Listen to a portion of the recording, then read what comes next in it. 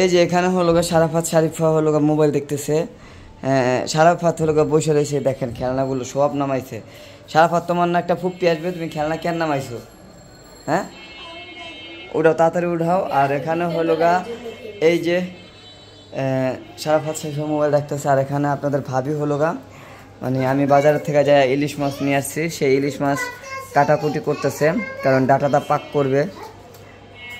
এই যে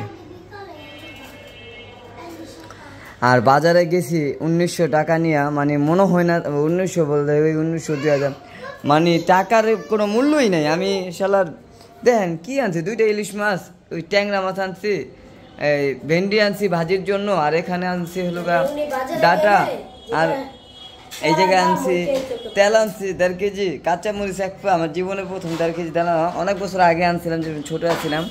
তো এখানে কাঁচামরিচ 1 পা আনছি, আর হলুদের ফাঁকি আনছি। আলু আনতে করেছিল আপনাদের ভাবি, সে আলুটাও আনতে নেই, টাকা শর্ট খেয়ে গেছে। তো বলছে আলু মালু সব কিছু এটা রাইতে নিয়ে আসবো। তো এখানে হলো ওই আমার আম্মুকে মা ডাকছে, আর মা ডাকার কারণ আছে, বাইরের মানুষ চাঁদপুরের এক আপা হলো মা ডাকছে। তো দেখেন আম্মু যদি এতই খারাপ হয়, তাহলে আমার মায়ের কি কেউ মা ডাকতে পারে? এটা কি হয়? এটা কি আপনারাই কোন? সবাই কমেন্ট করে জানাবেন, ঠিক আছে? আর মার খারাপগুলোই সবার চোখে পড়ে, ভালোটা কারো চোখেই পড়ে না। আর সেটা আমি হোক আর আমার বউ হোক, মানে সবার ক্ষেত্রে, আমার ভাই হোক আর আমার বই হোক, মানে আমাদের কাছে মার খারাপটাই চোখে পড়ে, ভালোটাই চোখে পড়ে না। কিছুদিন আগে যেই মানে ঝড়কা বিবাদ হয়েছে, এটা আপনারা দেখছেন, এটার জন্য হলো মারটাই সবার চোখে পড়ছে। আমার মা খারাপ, আমার মা ভালো না, ঠিক আছে, আমার বউ ভালো, আসলে এগুলোই হলো সবার চোখে পড়ছে। কিন্তু মানে হ্যাঁ আমার খারাপটাই চোখে পড়ছে, কিন্তু আমাদের যে খারাপগুলো এগুলো আসলে আপনাদের চোখে পড়ে না, ঠিক আছে? আমার বউদের যে আমাদের বউগুলো যে খারাপগুলো এগুলো আপনাদের চোখে পড়ে না। আর এই যে দেখেন এখানে হলো তার ননদ আসবে। তা আমি বললাম দেখো মায়েরে এত দূরের মানুষ ভালোবাসে, কিন্তু তোমরা মারে ভালোবাসতে পারলাম না, এটার কারণটা কি? না হার দূরের থেকে না, এত একে একে কতবার আসলো আমাদের বাসায়, ভালো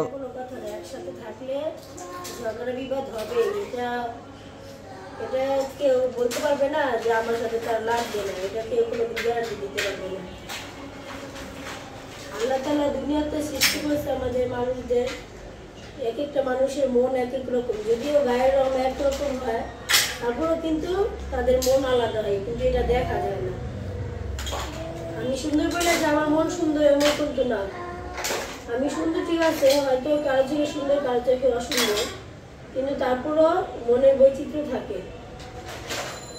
যেমন ধরেন আমার সন্তান 2টা দিয়ে বোঝায়, আমার সারাফাত শারিফা দেখতে কিন্তু একই রকম, গায়ের রং হয়তো হচ্ছে মেয়েদের একটু ইটু, ছেলেদের একটু ফর্সা, কিন্তু একই রকম হইলেও ওদের চলার ক্ষেত্রে কিন্তু আলাদা। যে আমি মাই হয়ে বলতেছি, এরকমই প্রত্যেকটা মানুষেরই কিন্তু এরকম হয়। যেমন ধরেন আমার মেয়ের যদি কোনো খাবার দেই, বিশেষ করে একটা ড্রেস দেই, কিন্তু একবারে পরবে না, কিন্তু আমার ছেলেরা কিন্তু যদি বলি তাহলে পরবে, কিন্তু 6 মাস বয়স থেকেই পরে না। এটা আমার খুব ওরা সবাই জানে, কিন্তু বাইরের মানুষ জানে না, আমি আজকে বললাম। কিন্তু তখন কিন্তু মুখে কথা বলতে না, তারপরেও বলতে এটা বলবো না, আমি ওইটা বলবো। তো এই সেম জিনিসেই মানুষের, আর আমরা তো বড় মানুষ, যেমন ধরুন আমার একটা কথা কইলো একজনে, সবসময় কিন্তু এটা হজম হয় না, মাঝে মধ্যে দেখা যায় হজম হয়, কিন্তু মাঝে মধ্যে হয় না, প্রত্যেকটা মানুষের ক্ষেত্রেই।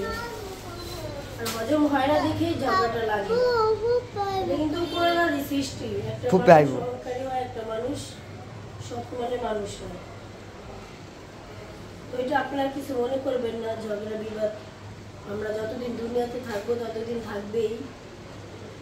কথা আছে না, যতদিন শ্বাস ততদিন আসতো, এটাই এরকম।